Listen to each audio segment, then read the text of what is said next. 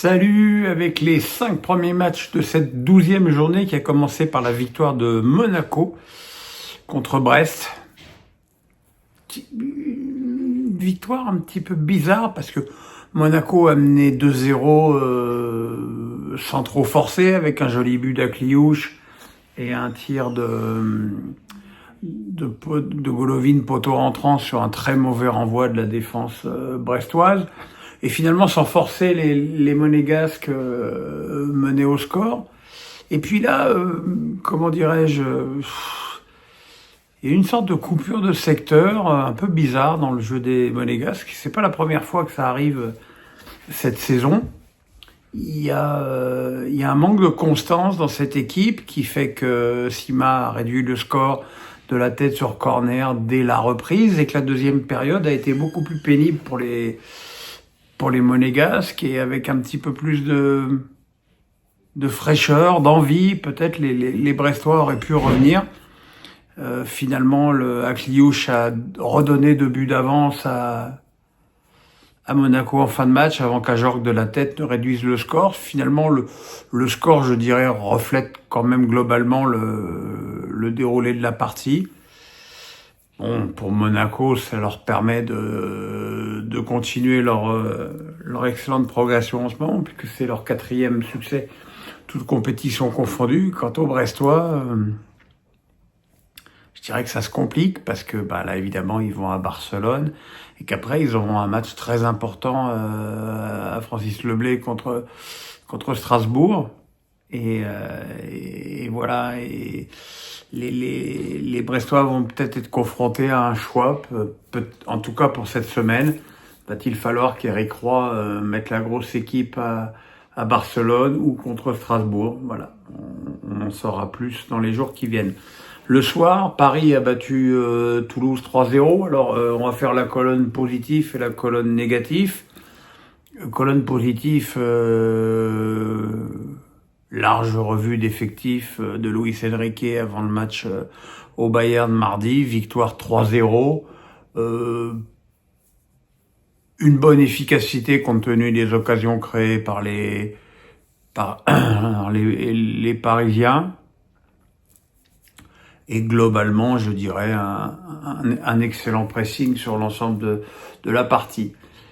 Dans la colonne négative, on s'est quand même largement emmerdé pendant ce match. La faute aussi à une équipe de Toulouse qui a longtemps pas fait grand-chose pour enquiquiner les Parisiens, même si en fin de match, Abouklal, bien rattrapé par Zahir Emery, a fait égaliser avant que Mebika lui aussi est une grosse occasion sur une mauvaise passe toujours de Zahir Emery et un tir au-dessus. Mais bon, voilà, le PSG continue sa promenade de santé en championnat.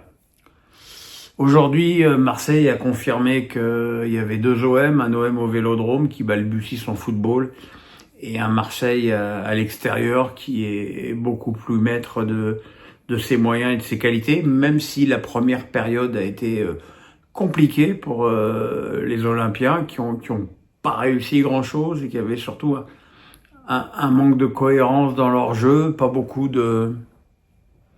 avec des joueurs qui étaient un petit peu inexistants à l'image de Greenwood. Et puis en seconde période, Neil Maupay qui s'était fait manger par Damso pendant toute la première mi-temps a sorti de sa boîte 2 très jolies passes décisives à Rongier et à Luis Enrique qui ont permis à Marseille de prendre 2 buts d'avance. Le jeu olympien était beaucoup plus consistant en seconde période, même si en plein cœur de la suprématie marseillaise, les Lensois ont réduit le score par Fulgini, mais un coup franc d'Heuchberg, où je trouve quand même Samba loin d'être inoubliable, a donné 3 buts à Marseille et une victoire qui permet finalement aux Marseillais de rester à la 3e place du championnat. Match de mal classé à 19h entre Saint-Étienne et Montpellier. avec le seul but du match, d'une reprise de volée de Bouchahari, sur un très mauvais dégagement de Nzigula, et puis et une apathie générale de la défense montpelliéraine, qui finalement n'a pas l'air aussi consciente que ça de la gravité de la situation. Derrière, finalement, Montpellier n'a quasiment été jamais en position d'égaliser, même s'il a fallu 2 fois que Bata aille voir la VAR pour ne pas accorder 2 pénaltys à Montpellier. Les 2 fois, la VAR avait eu raison de convoquer l'arbitre, qui s'était trompé les 2 fois en sifflant pénaux. Voilà, pour Saint-Etienne, c'est une 2e victoire consécutive à Geoffroy Guichard. Et finalement, avec 13 points, les Stéphanois s'en sortent plus que bien dans ce championnat, parce que voilà, ça reste quand même très limité, notamment sur le plan offensif. Et puis ce soir, on a eu un match très équilibré, un peu comme prévu, entre Reims et Lyon, avec une équipe de Lyon qui a quand même marqué le match de son empreinte, et certainement aussi de ses possibilités offensives plus élevées que celles des Rémois. Les Lyonnais qui ont été récompensés de leur bonne première période avec un but de la tête de Cherki sur un bon centre de Lacazette. En seconde période, Diakité a égalisé sur un but un peu cafouilleux. Mais voilà, dans l'ensemble, le match est resté quand même très équilibré, avec une défense rémoise, je dirais, compacte et bien organisée, et des Lyonnais qui ont essayé. Mais enfin, finalement, faire match nul à Reims pour Lyon, c'est pas infamant non plus, hein, ça reste un résultat plus que correct dans un championnat. Voilà mes petits amis. Bon, pour ceux qui l'ont remarqué, j'ai récupéré mon compte Twitter, alléluia.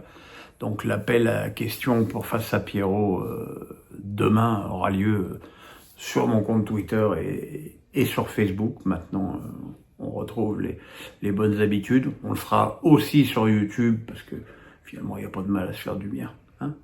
Voilà, le pouce, la cloche, on s'abonne. Vous le savez tous. Bonne nuit, je vous embrasse. Bye bye.